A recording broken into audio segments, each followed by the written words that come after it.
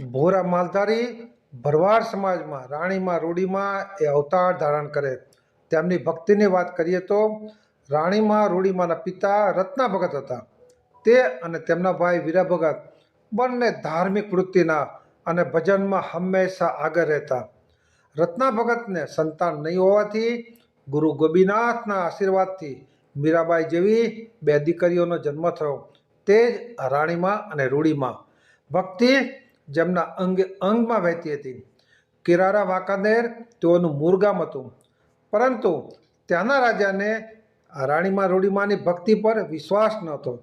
તેથી તેમણે ગામ છોડવાનો આદેશ કર્યો. ત્યારે ત્યાં એક ભગવાન કૃષ્ણ ભગવાનનું મંદિર છે. ત્યાં આ રાણીમાં અને રૂડીમાં ઊભીને હાથ પાડે છે, હે માધવ, હે મોહન, હે મુરલીધર, તું હાલીને આવી જાય આય ઓસરી સુધી, નહીતર અમે તને લઈ જઈ નહીં શકીએ. તે અમને સપનામાં આવીને કીધું હતું કે તું મને લઈ જાઓ. ત્યારે આખું રાત જુએ ને એમ મંદિરમાંથી આ ઠાકરની મૂર્તિ છે એ હાલતી હાલતી ઓસરી સુધી આવી ને પછી આ રાણીમાં રૂડીમાં આ મૂર્તિને સાથે લઈને હાલી નીકળે છે. ત્યારે આજનું બેડી ગામ રાજકોટ પાસે ત્યાં વિસામો લે છે. હાલમાં પણ ત્યાં વિસામો તરીકેનું મંદિર બેડી ગામમાં મોજૂદ છે. જ્યારે રાજકોટના રાજાને આ વાતની જાણ થઈ ત્યારે આ રાજા દોડીને તેમની પાસે જઈ અને રાજકોટ પધારવાનું અને રોકાણનું આમંત્રણ આપે છે, જ્યાં તેઓ એક મંદિરનું નિર્માણ કરે છે.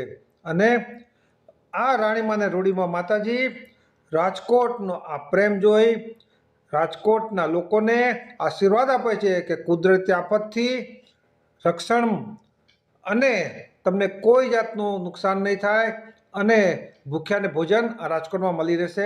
આવા આશીર્વાદ રાણીમાં અને રૂડીમાં આપે છે. આજની તારીખે પણ રાજકોટમાં નીલકંઠ મહાદેવ અને રાણીમાં રૂડીમાંનું મંદિર લોકોની આસ્થા માટે અડીખમ ઊભું છે.